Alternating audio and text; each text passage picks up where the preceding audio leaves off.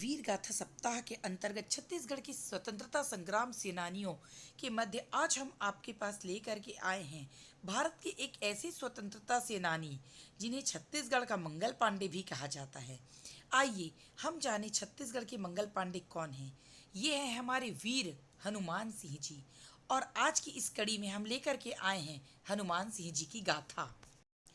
रायपुर में उस समय फौजी छावनी थी जिसे तृतीय रेगुलर रेजिमेंट का नाम दिया गया था। ठाकुर हनुमान सिंह इसी फौजी में मैगजीन लश्कर के पद पर नियुक्त थे। सन 1857 में उनकी आयु मात्र 35 वर्ष की थी। विदेशी हुकूमत के प्रति घृणा और गुस्सा था। रायपुर में तृतीय रेजिमेंट का फौजी अफसर था सार्जेंट मेजर सिडवेल।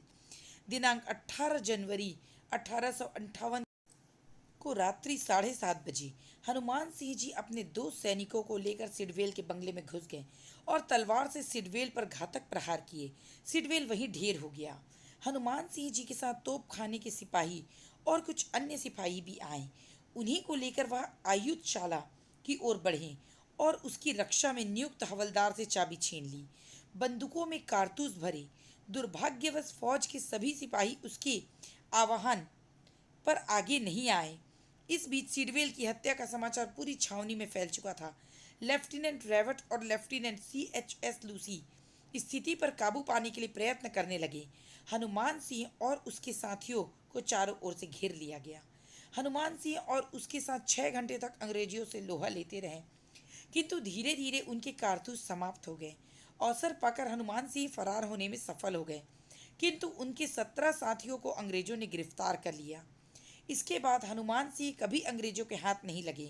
22 जनवरी 1958 को उनके साथी क्रांतिकारियों को फांसी दे दी गई, जिनके नाम थे शिव नारायण, पन्नालाल, मतादीन ठाकुर सिंह, बली दुबे, लल्ल सिंह, बुद्धू सिंह, परमानंद, शोभराज, गाजी खान, अब्दुल हयात, मल्लू, दुर्गा प्रसाद, नजर मोहम्मद, देवीदान, जय गोविंद। अंग्रेज हुकूमत ने उनको पकड़ने के लिए हजारों जासूसों और गुप्तचरों की जाल बिछाया।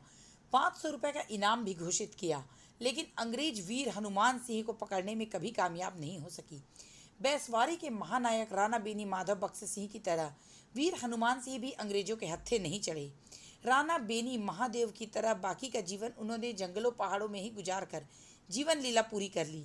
रायपुर के deputy commissioner lieutenant Charles Elliot के साथ उस रात बंगले में ही सोए हुए लेफ्टिनेंट स्मिथ ने उस भयानक मंजर के बारे में लिखा। यदि उस रात हम लोग जगाए न गए होते तो लेफ्टिनेंट इलियट और मैं तो सोए के सोए ही काट डाले गए होते और बंगले के अंदर अन्य निवासियों का भी यही हाल हुआ रहता। सिडवेल की हत्या के तुरंत बाद अंग्रेज सेना ने वीर हनुमान सिंह के 2 साथ और सिपाहियों को कैद कर लिया। Deputy commissioner lieutenant Charles Elliot की अदालत में सुनवाई चलने के 2 दिन बाद ही रायपुर के चौराहे पर सरे राम आम वीर हनुमान सिंह के नेतृत्व में अल्पकालिक विद्रोह का साथ देने वाले उनके साथियों को सजाए मौत दे दी गई। वीर हनुमान सिंह छत्तीसगढ़ में सन 57 की क्रांति के अग्रणी नायकों में गिने जाते हैं। 57 की क्रांति के इस गुमनाम योद्धा ने छत्तीसगढ़ अंचल में अकेले ही क्रांति की लौ जलाकर अपना और बैसवारे का नाम इतिहास में हमेशा हमेशा के लिए अमर कर दिया। तो यह थी आज की हमारी वीर हनुमान सिंह जी की गाथा। आगे इसी तरह की गाथा से जुड़ने के लिए हमारी इस कड़ी को देखते रहिए। धन्यवाद।